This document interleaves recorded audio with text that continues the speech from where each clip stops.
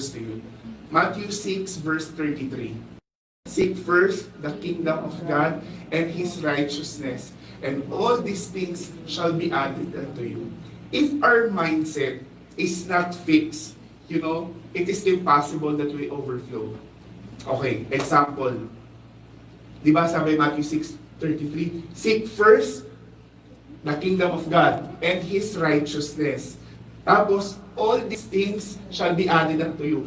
Unahin mo muna ang Panginoon, tapos kung anong mga gusto mo sa buhay, idadagdag, ibibigay niya na lamang yun sa'yo. Amen? So, okay, analogy, example. Pag bumili tayo ng kutsinta, anong kasama nun? Niyog, di ba? May kasamang niyog. So, kunwari, bumili ako ng kutsinta. Tapos, nabili ko ng kutsinta, binigay niya sa akin, tapos walang niyog. Pwede tayong magdama, di ba? Kuya, bakit walang niyog? Kasi, by default, kasama yung niyog sa kutsinta. Amen? Di ba? Pero pag bumili ako ng niyog, kuya, pabili ng niyog, binigay ako, kuya, nasan yung kutsinta? Walang ganon, di ba? Di ba? Tama? Tama? O, isa pa. Kare-kare. Kuya, pabili ng kare-kare. Ano kasama niya palagi? Bagoong. Diba? Kapag hindi ka binigyan ng bagoong, pwede kang mag-demand, kuya, nasan yung bagoong? Kasi, matik ngayon, hindi na kailangan bilhin yung bagoong. Hindi ka na bibili ng bagoong pag bumili ka ng kare-kare, hindi ka na bibili ng yog pag bumili ka ng kutsinta. Tama?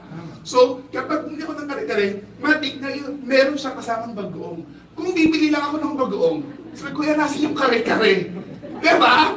Kung bumili ako ng bagoong, kuya, nasan yung kare-kare? Wala!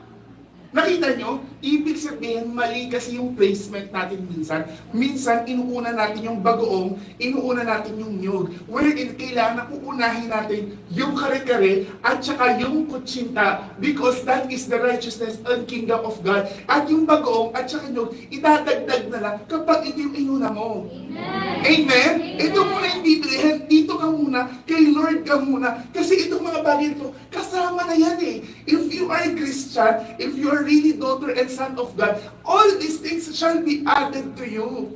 Diba? If you want money, if you want relationship, if you want fortune, if you want everything, mga sa bagay na to, you know what? Seek first the kingdom of God and His righteousness. Kung ano man yung desire mo, kung kalooban ng Panginoon, ibibigay niya yun sa'yo. Amen. Pero hindi po pwede, I will pursue my career na muna. Kasi ito talaga yung laman ng puso ko. Tapos, Lord, dito ka na muna. Mahirap yun.